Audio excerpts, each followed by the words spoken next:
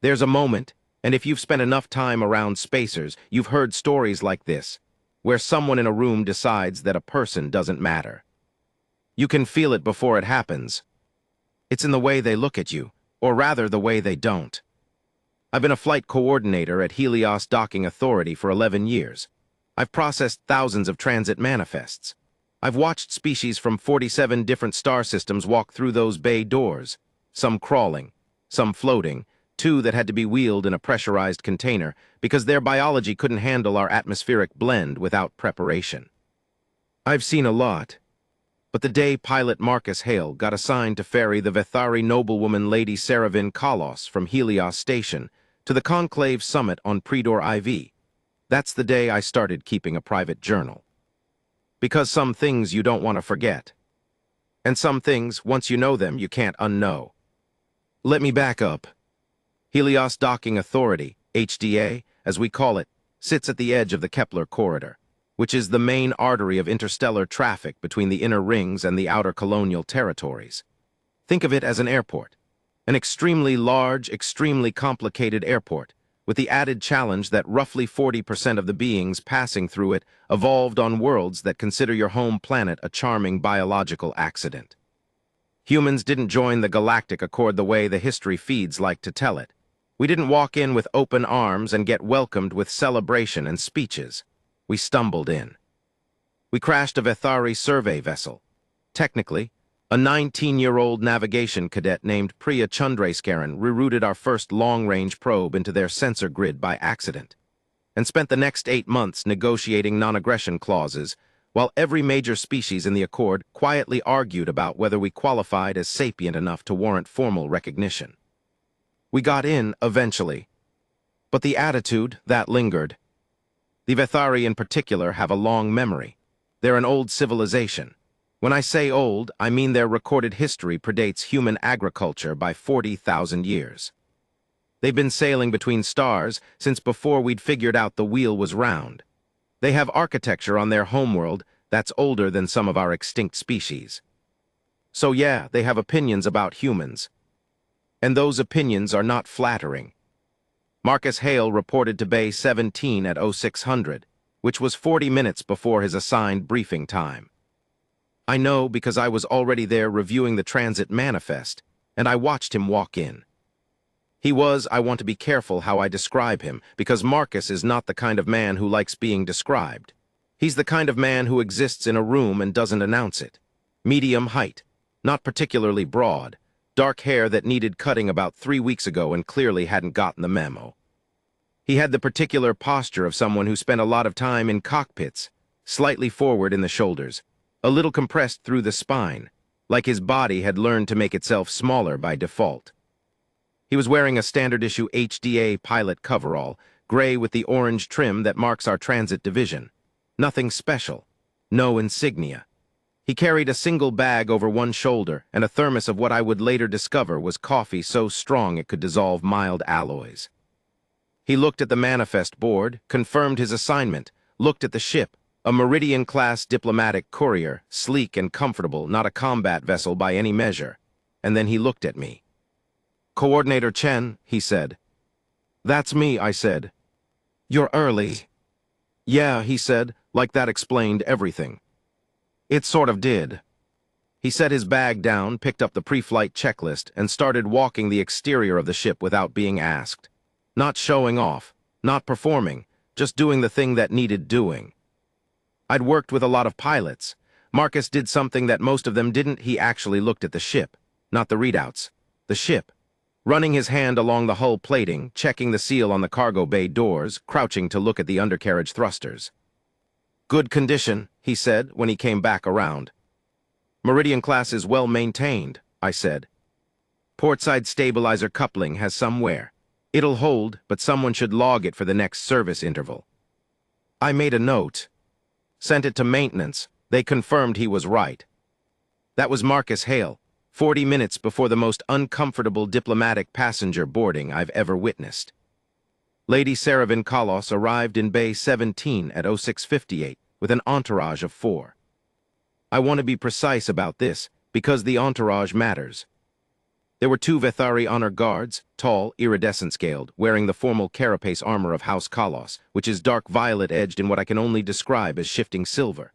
The Vethari are bipedal, but the similarities to humans end there. They average about 2.5 meters in height.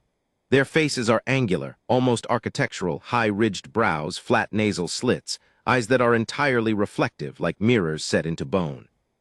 They move with a quiet, considered efficiency that reads, to human eyes, as both elegant and deeply unsettling. The honor guards were named Vesk and Torath, according to the manifest. I mention them because they'll matter later.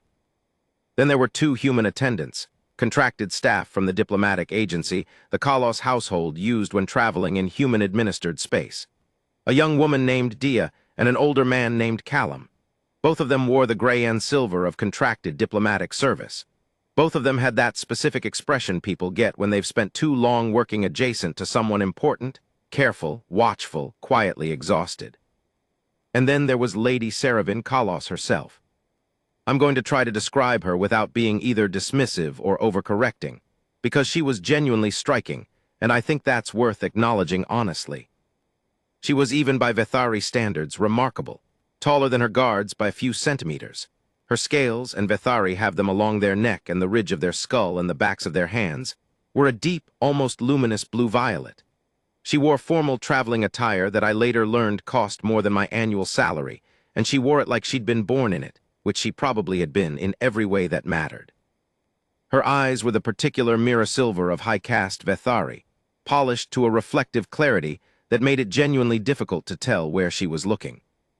She was ancient nobility, not in the romantic way, in the actual structural cellular way. Every movement said, I'm aware that this space exists to serve me. I am mildly inconvenienced by the effort required to be here. She swept into Bay 17, assessed the space in approximately 2 seconds, found it wanting in some indeterminate way, and then her gaze landed on Marcus. He was standing near the boarding ramp. He'd already completed his pre-flight checks. He was holding his thermos. His coverall still had the crease from the morning fold. She looked at him the way you look at a malfunctioning piece of station infrastructure. This, she said in accented but precise standard galactic, is my pilot. She was talking to Callum, not to Marcus, not to me. To Callum, who had the manifest and who was, in her understanding of the organizational hierarchy present, the person responsible for this outcome. Callum said, yes, my lady. Pilot Marcus Hale, certified transit class, HDA registry, clean flight record, highest recommendation tier. He's human, she said. The word landed differently than it should have. Not descriptive, conclusive. Callum kept his composure. Yes, my lady, HDA operates under Standard Accord transit regulations and the assigned. I requested a Sylvani pilot, she said. Or Cathara, I was very specific. We checked availability, I said, stepping in, because Callum looked like he was starting to suffer. Lady Kalos, the Sylvani pilot originally assigned to this run, had a medical hold as of last night. We had a 40-minute window to reassign. Pilot Hale is our most available and most qualified courier-class operator for a Meridian diplomatic run. She looked at me. The reflective eyes were hard to read, but I got the general impression I'd interrupted something. Most qualified, she repeated, slowly, like she was tasting the words and finding them amusing. And then she smiled, not warmly. It was a very particular kind of Vethari smile. I'd seen it described in cultural briefings, and now I understood why the briefings dedicated 3 paragraphs to it. It's the smile of something patient enough to find everything slightly ridiculous. Very well, she said, if this is what your station considers quality. She walked past Marcus like he was part of the ship. He watched her go. His expression did not change. Then he looked at me, a tiny question in his eyes, you good. And I gave him a small nod. He nodded back, took a long drink of his coffee, and followed her up the ramp. I stood in Bay 17 for a moment after the ramp sealed. Dia, the young contracted attendant, lingered at the base of the ramp. She looked like she wanted to apologize. She didn't because it wasn't her place, but she had the look. He'll be fine, I said. I know, she said. She paused. I looked him up when I got the assignment. She stopped, looked at the ship. He's fine. She went up the ramp. I went back to my console. and started clearing the bay for departure. It wasn't until later that day that I found out what Dia had found when she looked Marcus Hale up. And then I understood why she'd stopped mid-sentence. The Meridian-class courier is not a large ship. This is by design. It's built for speed and efficiency over comfort, though not comfortable by Vethari standards still means individual sleeping quarters, a small dining area with temperature-adjustable plating, and a passenger lounge with a viewport that runs the full width of the ship's midsection. By human standards, it's actually quite pleasant. Lady Saravin Kalos did not find it pleasant. I have this from two sources. The cabin communications log, which is standard for all diplomatic runs and which I reviewed later, and from Dia, who gave me a full account when they returned. So let me tell you what happened in that ship over the next 14 hours. The first 4 hours were quiet. Marcus flew, that's what he did. He was in the cockpit, which on a Meridian class is a glass bubble at the nose, full panoramic view, instrument arrays along both sides, pilot seat in the center. It's an intimate space for one person. It can fit two if necessary. The route from Helios Station to Predor IV requires 2 short FTL jumps and about 6 hours of sublight travel through the Kepler corridor. It's not complex. It's not dangerous. It's the kind of route that experienced pilots can run almost on autopilot, though Marcus apparently didn't. Dia brought him coffee about an hour into the run. She'd found the ship's galley and figured out the heating system faster than most people do. She went up to the cockpit and knocked on the frame. "Pilot Hale, can I come in?" "Sure," he said. She stepped in, handed him the coffee. She said it was a strange thing. The cockpit felt alive in a way the rest of the ship didn't. Not noisy. Alive. He had the instrument feeds running in a soft cascade around the main view, and through the panoramic window, the Kepler corridor was doing what it always does, that slow, deep burn of background starlight that looks almost like fog from a distance. "It's beautiful," she said. "It is," he agreed. He sounded like someone who'd thought so for a long time and hadn't gotten tired of it. She asked how long he'd been flying. He thought about it. 12 years, he said. Commercial first, then Accord Transit. Did a couple contract runs in the Outer Territories before HDA. "Outer Territories?" she said. "Yeah." She looked at the route display. "This run must feel easy compared to that." "Different," he said, not dismissive, just accurate. She almost asked then, she told me, about what she'd found when she'd looked him up. But something in the way he'd said different, quiet, contained, not volunteering, made her hold back. She went back to the passenger lounge. The discomfort started around hour 5. Lady Kalos had been in her private quarters, reviewing documents on a data slab, communicating with her staff on Predor IV in preparation for the conclave. This was normal. This was what she'd have been doing regardless of who was flying the ship. But somewhere around hour 5, she emerged. Dia was in the lounge. Callum was reviewing diplomatic briefings on his own tablet. The 2 Vethari guards, Vesk and Torath, were in a quiet meditative state in the aft section, a rest posture that Vethari adopt on long transits. Lady Kalos came into the lounge, looked out the viewport for a moment, and then said, apparently to no one in particular, "What is our current velocity?" Dia checked the shared transit display on the lounge panel. "We're running at, I think that's 0.65 sublight, my lady, adjusted for corridor density." 0.65, she repeated. She seemed to calculate something. "That is below optimal." "I can ask the pilot." "I'll ask," she said, and walked toward the cockpit. Dia said her heart did a thing. Lady Kalos stepped into the cockpit without knocking. Marcus was sitting at the controls. The stars were doing what stars do. "Your velocity is below optimal," she said. He didn't turn immediately. He finished checking something on the port instrument array, then turned. His expression was what Dia described as very calm in a way that was hard to categorize. "It is," he said. "Why?" "There's a debris field ahead. Class 3 minerals scatter, probably from a mining operation. Standard corridor charts don't show it because it's recent. I picked it up on the forward sensors about 20 minutes ago. I dropped to 0.65 to give myself enough response time to navigate it without risking the hull." A pause. "You adjusted the flight path without informing me," she said. "It's a routine navigation adjustment," he said, "within my standard operational discretion." This is a diplomatic transit, she said. I have a schedule. We'll arrive within the stated window, he said.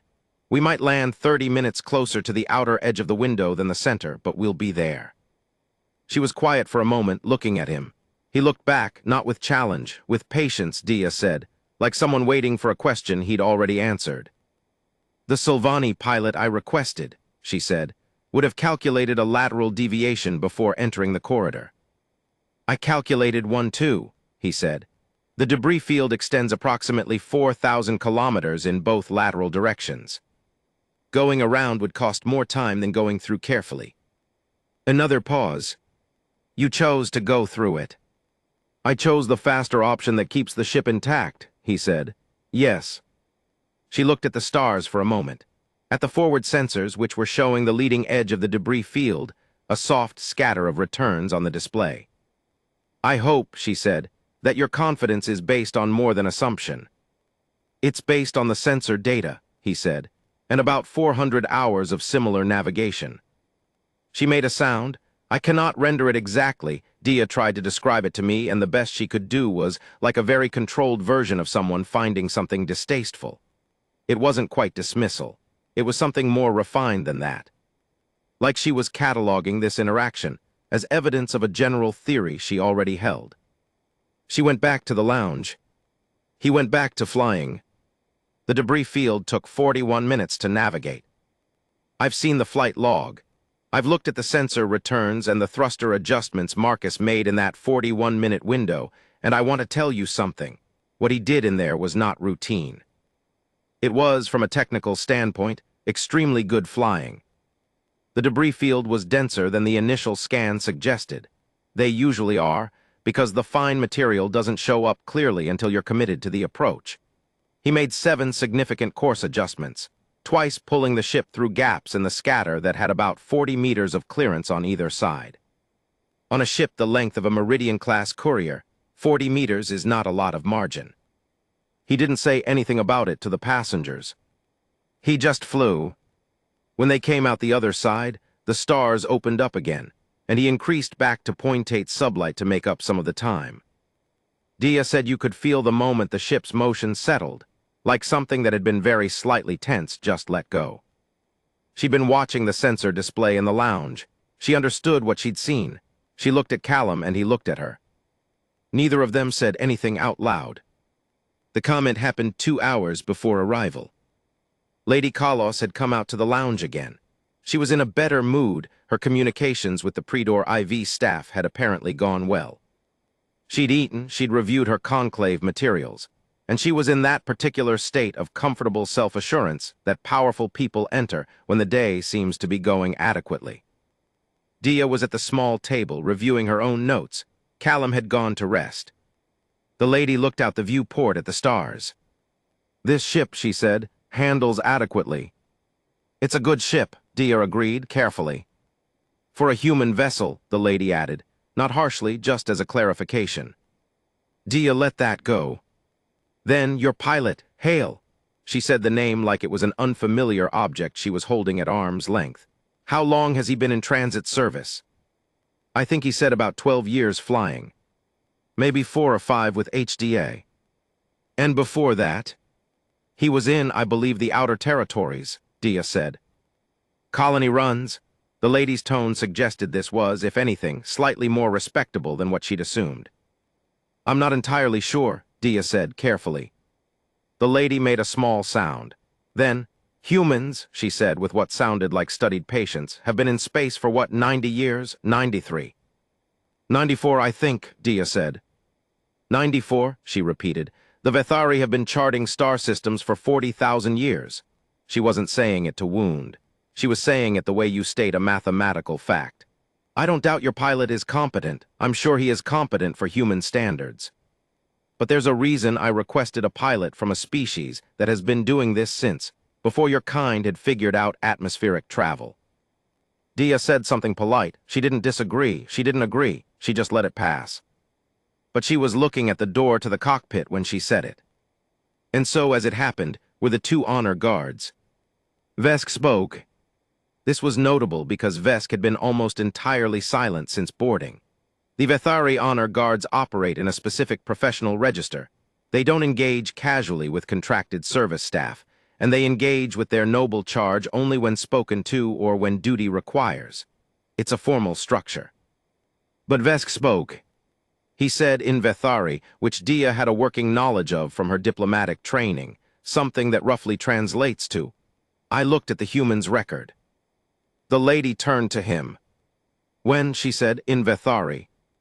"This morning," Vesk said, "before departure, standard security protocol for a new transit assignment." And Vesk was quiet for a moment. "I would like to show you something," he said, "if my lady will permit." He produced a data slab.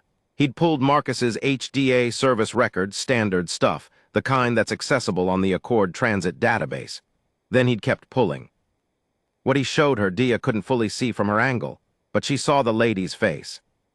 That face composed, arch, carrying the calm amusement of something that had found its assumptions confirmed, shifted. Not dramatically. The Vethari are not, as a species, given to dramatic facial expression, but something changed in the angle of her shoulders, something in the set of her eyes. She was reading. She read for a while.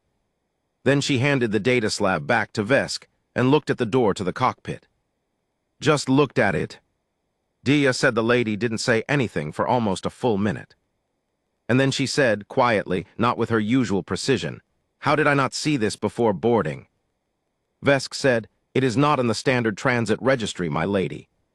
You have to request full service history from the Accord Military Archive."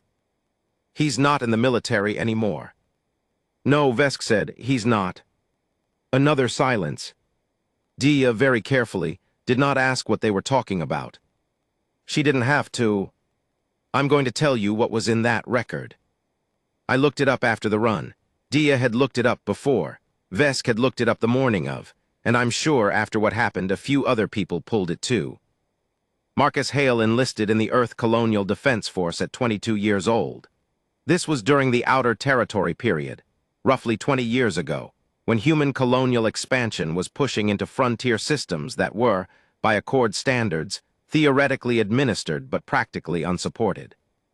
What that meant in practice was that colonial outposts were on their own. His first assignment was as a dropship pilot for the 14th Colonial Rapid Response, which is the kind of unit name that sounds administrative until you look at where they were deployed.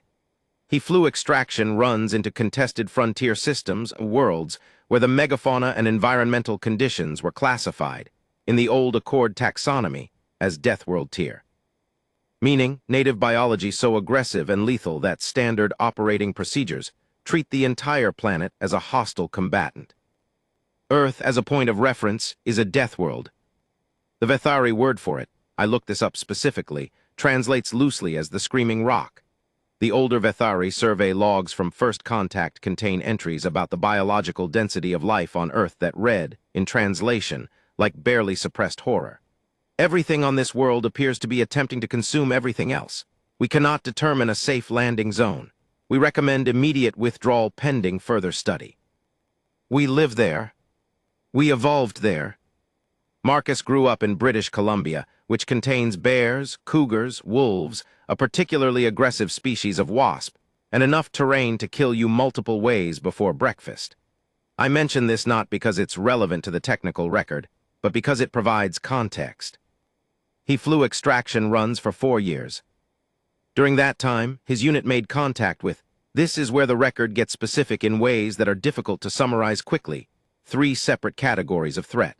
Hostile megafauna, native to the frontier worlds, rogue mining operations that had gone off contract, and what the record classifies as unauthorized competitor forces, which is the polite way of saying armed groups operating outside Accord jurisdiction. The kill count in Marcus's service record is not in a single column. It's broken down by engagement type. I will give you the cumulative total, because that's the number Vesk showed Lady Kalos, and that's the number she sat with in silence. In 4 years of active frontier service, Marcus Hale's documented combat engagements, as pilot, but also on 3 separate occasions, as ground operative when his ship was grounded and extraction was required by other means, resulted in a confirmed kill count of 217. That number includes 19 hostile sapients and 198 hostile organisms. The hostile organisms include 2 species that the Accord's own biology division classifies as among the most dangerous native life forms ever documented in the frontier systems. Species that Vethari survey vessels had categorized as no-contact threats. He'd killed them with a combination of his ship's weapons, a service sidearm, a combat knife, and in one incident that the record describes with bureaucratic understatement as creative use of available materials, a length of power cable and a jury-rigged plasma coupling. He'd done this while also keeping his passengers alive. All of them. In 4 years of frontier extraction runs, Marcus Hale never lost a passenger. Not one. He left the ECDF at 26, went into commercial transit, flew colony supply runs, got his HDA certification, ended up at Helios Station. The service record doesn't say why he left. Those reasons are private. But the record is what it is. Lady Saravin Kalos sat in the lounge of the Meridian-class courier and looked at the door to the cockpit. Dia, who by now understood that something significant had shifted in the room, pretended to review her notes. Vesk and Torath, the honor guards, had returned to their meditative posture, but something about it was different, more alert, Dia thought, like something had recalibrated. Then the lady stood up. She walked to the cockpit. She knocked. This time she knocked. Yes, Marcus said. May I come in, she said. There was a very brief pause. Sure, he said. She stepped in and stood behind the co-pilot position. He was doing what he'd been doing the whole flight, watching the instruments, running the navigation, drinking his coffee at a rate that Dia had started to think was medically significant. Predor IV was visible in the forward window now. Still distant, a pale ochre disk against the dark, but present. We're about 90 minutes out, he said. I'll start the approach sequence in about 40, pretty straightforward landing at Predor Central. Have you been to Predor IV before? She asked. Once, he said. About 6 years ago, different type of run. She was quiet. He let her be quiet. My honor guard, she said after a moment. He reviewed your full service record. A small pause, then, okay. You were in the frontier systems, she said. For a while, he said. The record is, she stopped. She seemed to be searching for something. I was not aware of the scope of what colonial frontier service entailed. He looked at her then, briefly. And she looked back, and those mirror silver eyes were harder to read than ever. It was a long time ago, he said. 217, she said. He was quiet. And you have never lost a passenger, she said. No, he said, flat, like the word came from somewhere very deep and very certain. She stood there for another moment. Outside, Predor IV grew slowly larger, the ochre deepening, the cloud patterns becoming visible. I owe you an apology, she said. He looked at her again, a little longer this time. You don't have to. I dismissed you, she said, on the basis of your species before you had spoken a word to me. She paused. In that pause was something that I think, for a Vethari of her standing, was genuinely difficult. I was condescending. He let that sit. You navigated us through an undocumented debris field today, she said. I did not understand at the time what I was watching. You weren't watching, he pointed out, gently. You were in your quarters. Vesk was watching the sensor display, she said. He explained it to me afterward. A pause. He said the clearances were in places quite narrow. They were manageable, he said. Vesk said 40 meters. Marcus's expression did something very small. The corner of his mouth moved, maybe. 42 on the tightest one. She looked at him, then slow and strained, and not at all what Dia had expected from everything she'd seen of this woman in the past 14 hours. Lady Saravin Kalos said, I think you are very good at your work. He nodded once. Not modest, not proud, just receiving it. Thank you, he said. She nodded back, and then, like she'd completed a transaction that required her full attention, and she'd given it honestly, she turned and walked back to the lounge. The landing at Predor Central was clean. Predor IV's atmospheric conditions include a mid-altitude wind shear layer that can make approach sequences interesting. It's not dangerous, but it requires adjustment, and the adjustment requires a feel for the ship that you either have or you don't. Marcus had it. He brought the Meridian down through the wind shear without a ripple, settled it onto pad 7 with the kind of precision that makes the magnetic grapples click in clean on the first attempt. In my experience, that happens maybe 60% of the time with good pilots. It happened first try. Dia said she felt it and looked up at the cockpit door and just exhaled. The honor guard Toreth did something at the bottom of the ramp. Lady Kalos had departed first, met by a diplomatic delegation from the Predor IV conclave staff. She'd walked down the ramp, greeted her contacts, moved into the flow of the summit welcome. Callum had gone down behind her, then Dia. Toreth was last, bringing up the rear guard position. He paused at the bottom of the ramp. Marcus was standing at the top, watching the passengers depart as pilots do, not hovering, just present, available. Toreth turned and looked up at him. He raised his right hand, 3 fingers together pressed flat to his forehead. Then he brought the hand forward and down in a single motion. Dia saw it. She knew enough Vethari military tradition to know that gesture. It's a salute. Not the decorative kind. The kind that Vethari warriors give to other warriors. The kind that passes between equals. It means in the roughest translation, I see you. Marcus received it. He brought his own hand up in something that wasn't quite the same gesture but had the same intent. A nod, a recognition. Toreth turned and walked away. Marcus was still at the top of the ramp when Dia came back to collect her bag, which she'd forgotten in the rush of disembarkation. She climbed back up and found him standing there with his coffee thermos, looking out at the Predor IV skyline. The ochre sky was doing something remarkable. The local star was at the right angle to turn the high clouds a deep amber, and the conclave towers in the distance were catching it, all glass and pale stone. It's a nice planet, she said. It is, he agreed. She grabbed her bag, and then, because she'd been holding it all day and the flight was over and she wouldn't see him again probably, she said, "Can I ask you something?" "Sure," he said. "The Frontier Service," she said. "The record." "Dia," he said, not unkindly. "I know," she said. "I'm not going to push." "Okay. I just want to say," she stopped, started again. "A lot of those people you brought home, they probably don't know how it happened, I mean, how close it was." He looked at the amber sky. "No," he said, "they don't." "Does that bother you?" He thought about it for a long time, long enough that she thought he wasn't going to answer. Then, "No," he said. "That's how it should work. You do the job, they get home, they shouldn't have to carry what it cost." She stood there with her bag for a moment. "That's," she said. "Bag's probably heavy," he said. "Go on." She went. He stood at the top of the ramp for another minute, drinking his coffee, looking at the sky on a planet he'd been to once before, 6 years ago, on a different kind of run. Then he went back in and started the post-flight checklist. I got the debrief from Dia 3 days later, when she was back at Helios. She sat across from me in the transit coordinator's office and told me the whole thing, start to finish, and I listened and took notes and drank my own terrible coffee.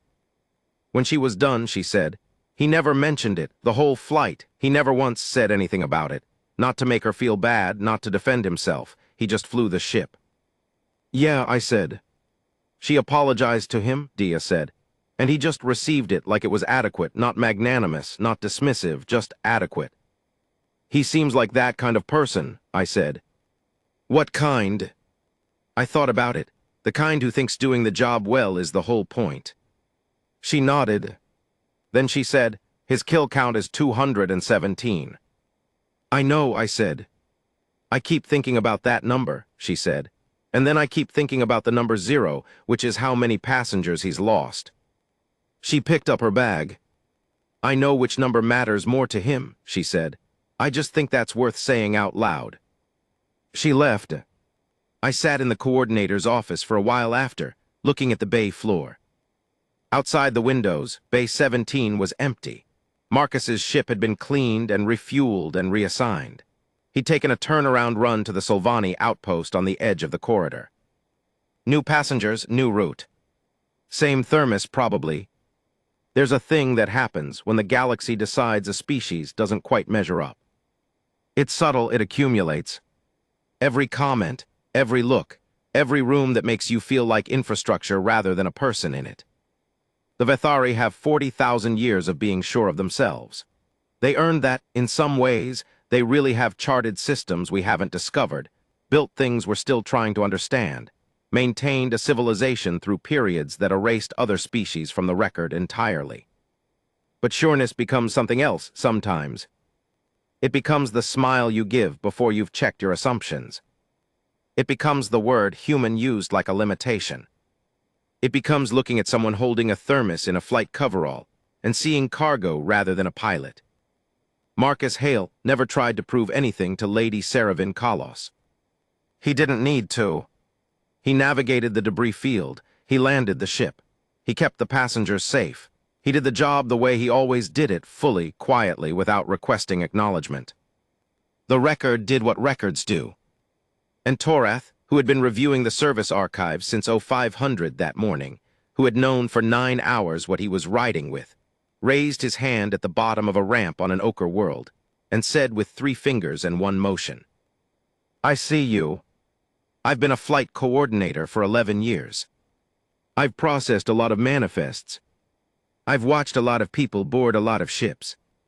And in all that time, what I've learned, the thing I keep coming back to, the thing I'd write down if someone asked me to name one truth about this work, is this. The pilot who never lost a passenger is not the one who never faced anything worth fearing. He's the one who faced it every time and made sure you never had to know. That's not human. That's not Vethari. That's not any species in the Accord database. That's just someone who decided, a long time ago, that the job was to get you home. And then went and did it. Every single time,